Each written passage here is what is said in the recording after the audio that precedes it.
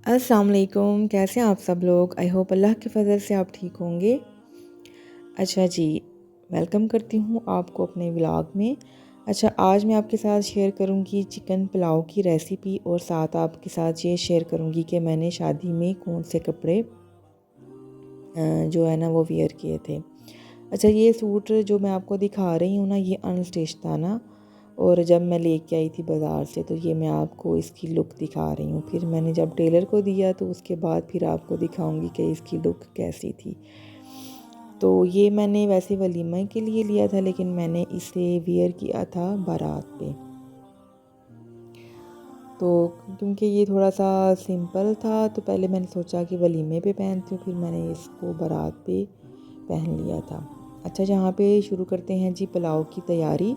अच्छा जी, मैंने ऑयल डाल दिया है, उसमें मैंने खड़े मसाले डाले हैं, मैंने बहुत ज़्यादा नहीं डाले। तो बस यही मोटी इलायची और दालचीनी, और साथ में मैंने 3 जो दरमियाने साइज़ के प्याज थे वो डाले। उनका कलर थोड़ा डार्क हुआ तो फिर उसमें मैंने टमाटर 3 से 4 अदद डाल दिए थे, और फिर पानी डाल के ना उसे मैंने दम पे रख दिया था ताकि चावलों का जो कलर है ना वो अच्छे से निकल आए। फिर मैंने दही ऐड किया, और मुर्गी जो है ना वो मैं तकरीबन अगर बिरयानी भी बनाती हूँ या पुलाव बनाती हूँ तो मैं मुर्गी जो है ना वो अलहदा से फ्राई कर लेती हूँ। उसके लिए मैंने वो कढ़ाई में अलहदा से ही चिकन डाल के ऑयल डाल के रखा हुआ है, उसी में मैं ना फिर चिकन फ्राई कर लेती हूँ। अच्छा, ये अब मैंने ज़ीरा डाला था पहले, और फिर रेड चिली फ्लेक्स, अब ये नमक है। अच्छा, मैं बिल्कुल सिंपल पुलाव बना रही हूँ और ये इतना मज़े का बना था ना, बहुत ज़्यादा मज़े का बना था ये। इसमें सिर्फ नमक ऐड किया है, रेड चिली फ्लेक्स ऐड की है, और क्या उसे कहते हैं, ज़ीरा ऐड की है। तो बाद में मैं ना ये काली मिर्च जो है ना वो ऐड करूँगी, वो पाउडर फॉर्म में ना, साबुत वाली नहीं। अच्छा, यहाँ पे चिकन की बुनाई अच्छे से हो चुकी थी, फिर मैंने पानी डाल के, तो फिर बॉयल आया तो फिर मैंने इसके अंदर चावल डाल दिए। तो अब मैं इसे स्लो फ्लेम पे पकाऊंगी, उससे चावल जो है ना वो बहुत निखर के पकता है, यानी कि खिला खिला चावल पकता है। अच्छा जी, यहाँ पे दम लग चुका था, और ये है जी चिकन पुलाव की फ़ाइनल लुक। तो बहुत मज़े की खुशबू आ रही थी, बहुत ही ज़बरदस्त। तो सबसे पहले तो मैंने चावल डाल के खाए, तो फिर मैं आ गई। अच्छा, ये मेरा टेलर से सूट आ गया था स्टिच होके। अब देखें इसके ऊपर मैंने क्या मीनाकारी की है।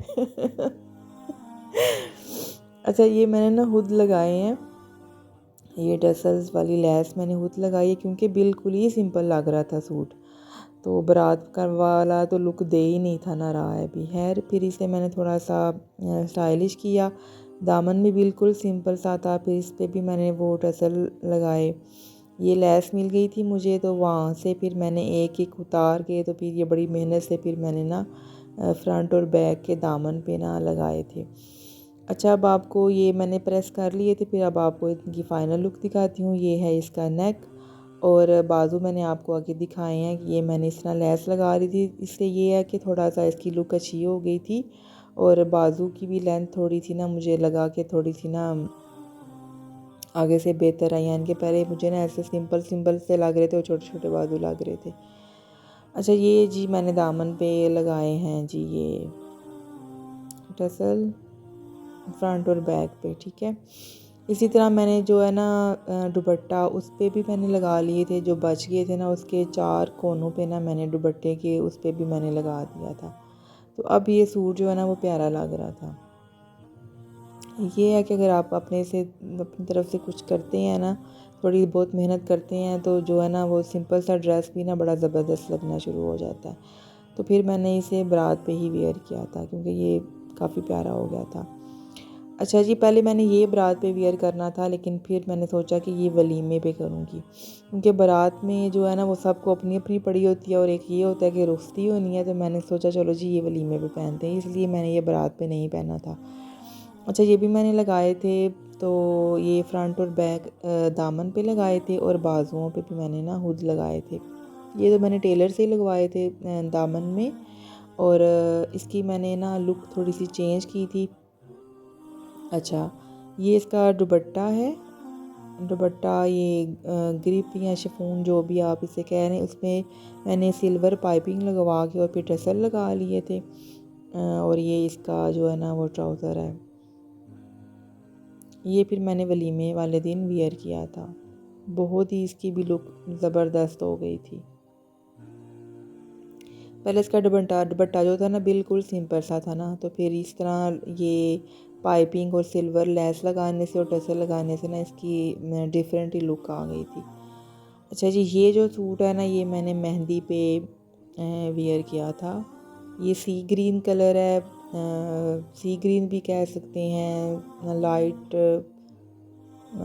گرین بھی کہہ سکتے ہیں، یعنی کہ فروزی اس طرح مکس کلر تھا۔ تو یہ جو ہے نا یہ سیمی سٹچ میں نے لیا تھا، یہ ٹسلز پہلے سے ہی لگے ہوئے تھے نا اس کے، اور یہ بھی میں نے سیمی سٹچ ہی لیا تھا، اور یہ ٹسل وغیرہ لگے ہوئے تھے، اس پہ میں نے کوئی خاص محنت نہیں کی ہے ابھی۔ اور اس کے ساتھ جو ہے نا ہاں یہ لگے ہوئے تھے پہلے سے ہی، اور دوپٹے پہ بھی لگے ہوئے تھے۔ پہلے میرا دل تھا کہ یہ سائڈز پہ جو لگے ہوئے نا یہ اتار کے نا، تو میں بھی نا یہ 4 کونوں پہ نا دوپٹے کے کارنر پہ نا ٹسل لا کے نا لگا دیتی ہوں، بلیک میں یا سلور میں یا سی گرین میں۔ تو پھر میں نے کہا چلو خیر ہے، کوئی نہیں، مہندی پہ ہی پہننا، پھر جب کوئی ایونٹ آئے گا تو پھر تھوڑا سا اس کے اور اچھی لک دے لیں گے نا۔ یہ اس کے ساتھ اس کا وہ ٹراؤزر تھا، اور بلیک اس کے ساتھ دوپٹہ تھا، اور دوپٹے پہ سلور کام تھا۔ ہو سکتا ہے آپ کو آج کا ولاگ پسند آیا ہو۔ تھینکس فار واچنگ، میرے چینل کو سبسکرائب کیجیے گا، ویڈیو کو لائک کیجیے گا، اور مجھے دعاؤں میں یاد رکھیے گا۔ اللہ حافظ۔